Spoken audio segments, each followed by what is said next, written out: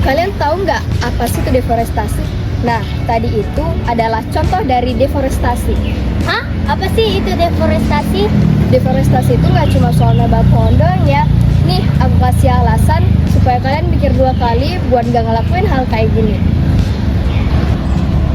Nah, yang akan kita bahas itu mengenai seputar apa makna, penyebab, dampak, siapa yang terdampak, dan bagaimana cara menghentikan deforestasi. Yuk, simak video berikut ini. Deforestasi merupakan kenalan hutan yang dimana luas hutan mengalami penurunan yang disebabkan oleh kompensasi lahan untuk membuat pemukiman baru. Penyebab deforestasi hutan ada banyak. Yang pertama, pembukaan lahan untuk pertanian dan perkebunan seperti penanaman kelapa sawit, karet, dan tanaman lainnya. Dan ini sangat merusak lingkungan karena dalam prosesnya pohon ditebang bahkan dibakar. Yang kedua, pembangunan infrastruktur seperti pembangunan jalan, pembangunan perumahan, atau perusahaan atau industri lainnya. Yang ketiga, penebangan pohon secara liar. Nah, penebangan pohon ini dilakukan tanpa izin atau ilegal dan tanpa reboisasi, dan itu akan membuat lingkungan menjadi rusak. Keempat, aktivitas pertambangan. Untuk menggali emas, batu bara, dan mineral lainnya, hutan harus ditebang dan diganti menjadi area pertambangan. Nah, yang terakhir ada kebakaran hutan. Kebakaran hutan memang terjadi karena cuaca ekstrim seperti kekeringan.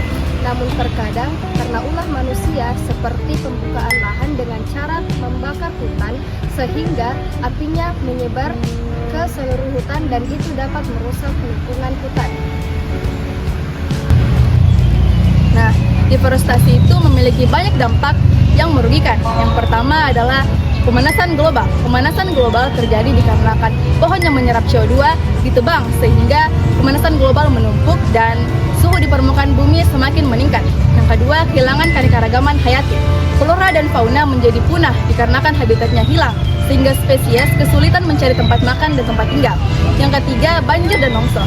Banjir dan longsor terjadi dikarenakan akar pohon sudah tidak ada sehingga tanah dan air tidak ada yang menahannya. Yang keempat, masyarakat di hutan kehilangan tempat tinggalnya. Siapa yang akan terdampak deforestasi? Jadi, deforestasi akan berdampak pada berbagai pihak, termasuk masyarakat adat dan komunitas lokal yang bergantung pada hutan untuk mata pencaharian, serta pada keanekaragaman hayati dan lingkungan secara keseluruhan.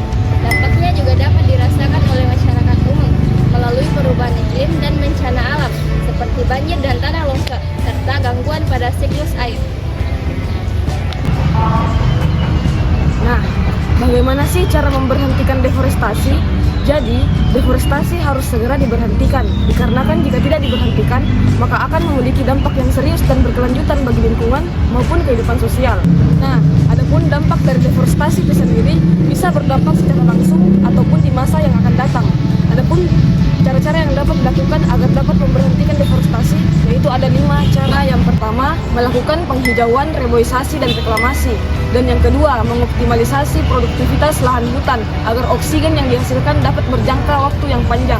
Dan yang ketiga, menggalakkan program penanaman 1 miliar pohon. Dan yang keempat, mengoptimalisasi lahan hutan agar untuk melakukan usaha-usaha produktif.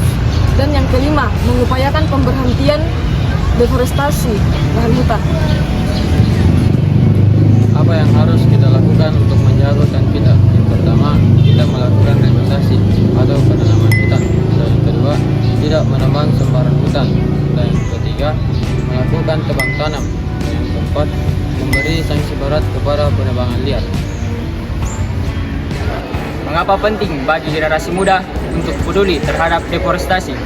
Karena generasi muda akan mewarisi dampak lingkungan dari deforestasi seperti banjir, krisis air, dan punahnya satwa jika tidak peduli sejak sekarang.